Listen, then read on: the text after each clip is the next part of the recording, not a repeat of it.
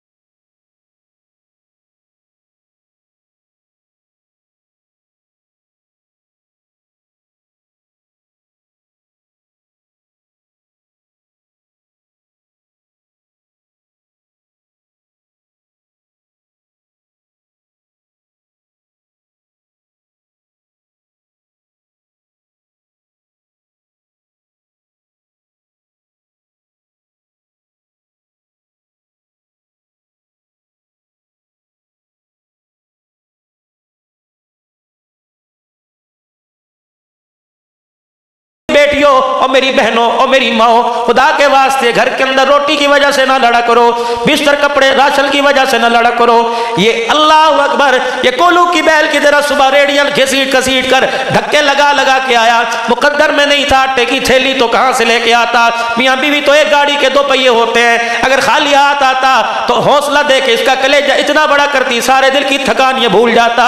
लेकिन क्या करो, कदम कदम पे डिप्रेशन के इंजेक्शन लगाए, रोटी खाते हुए ताने दिए, पानी पीते हुए ताने दिए, करवटे बदलते हुए ताने दिए। ये इतना डिप्रेशन अपने दिमाग के ऊपर ले गया। लोगों ने कहा हार्ट अटैक हो गया, लोगों ने कहा ब्लड प्रेशर हो गया, लोगों ने कहा शुगर लो हो गई। रब्बे काबा की कसम, सारी रात जो रोटी पकाते हुए, रोटी खिलाते हुए, बिस्तर पर लिटाते हुए बीवी बदकलामी करती रही, उसका दिमाग पर इतना असर हुआ, मोटरसाइकिल चलाते हुए आंखों के अंधेरा आ गया, गाड़ी दिमाग गाड़ी दरख्त को जा लगी, दुनिया से चला गया। अब रोती है मुझे किसके सारे छोड़ के चला गया।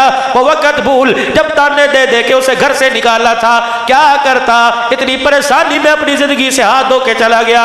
ले ले अब कलीनों का क्या करेगी, ले ले अब कलीनों का क्या करेगी, अब बल्ब का क्या करेगी, अब रकबे का क्या करेगी, अब सोने की चूड़ियों का क्या करेगी। मेरी माँ मेरी बेटियों, ऐलान सुनो, तुम्हें छोटी बात बड़ा मुंह छोटा मुंह बड़ी बात करके जाऊंगा, अकल वाली बात करके जाऊंगा।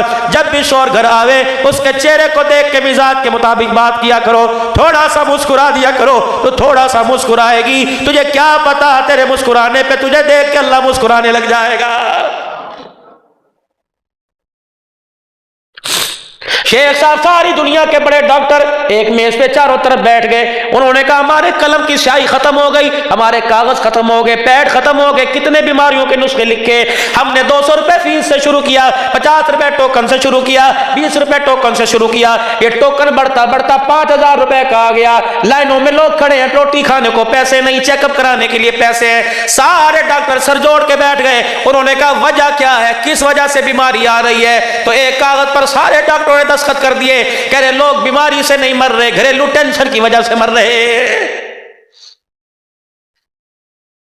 औलाद की जवानी बिखरने का दुख, बीवी की आवारा जुबान होने का दुख, बेटियों के सर से दुपट्टा उतरने का दुख, बीवी के बदकलाम होने का दुख। मेहनतें कर करके रात को दस्तरखान पे इस नियत से बैठा था कि पेट भर के रोटी खाऊंगा। बेटे की बढ़ती हुई मूंछों को मरोड़ी देते देखा, खुदा की कसम रोटी का टुकड़ा हाथ से छूट गया। बेटी को देखा, सर तो क्या गला खोल के बाप के सामने आ गई। बाप शर्मिंदा हो गया, आंखें नीची कर बैठे।